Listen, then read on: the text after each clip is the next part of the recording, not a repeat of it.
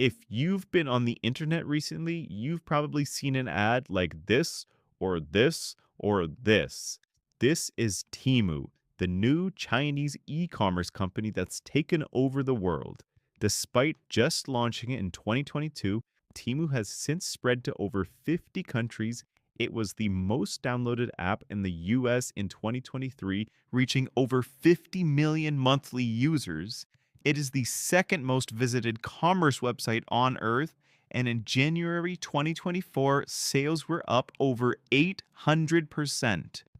You might have heard about it from the literal billions they've spent on ads across Google, Facebook, Instagram, TikTok, or those famous ones from the Super Bowl, or you've heard of them through word of mouth.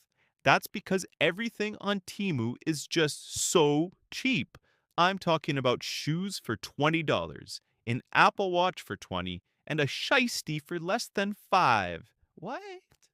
Temu is the child of Pinduoduo, the original Chinese e-commerce company who specialized in bulk purchasing agricultural goods with your friends and strangers.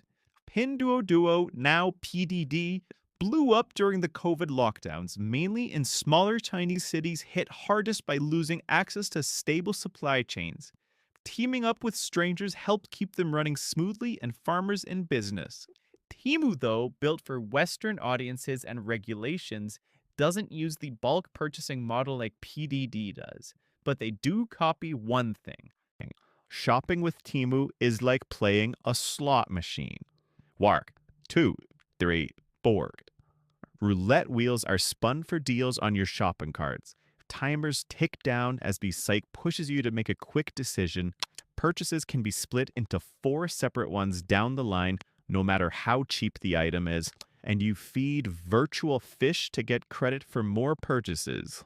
Using Temu is like shopping at a mix between the thrift store and a casino, and it works.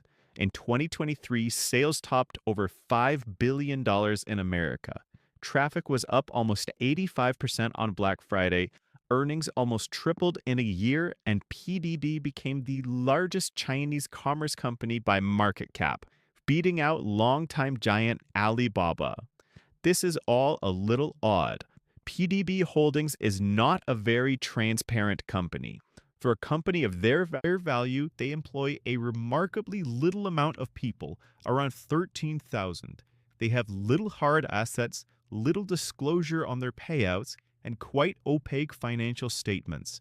Not to mention the challenge of actually distinguishing between Temu's and Pinduoduo's value in their little amount of data that's released. So, if you don't really know where your money is going when it's plopped into Temu, why are so many Americans investing in it? It's because this website is not your typical dropshipper or retailer. Of course, like the average one, Temu handles all the marketing stuff on their end. Suppliers are generally good at making their products, but less so at getting them out into the world. But unlike a typical supply chain that might go factory, warehouse, storefront, purchase, Temu cuts these middle ones out and sells them directly from the factory. One benefit of this is that with over 100,000 suppliers in the country with by far the largest manufacturing base on Earth, Temu can flood their website with products ranging from cat toys to drill bits to anything you can think of. Since you watched until the end, you probably like the content. Check out my other shorts, leave a like, and hit subscribe. Thanks for the support.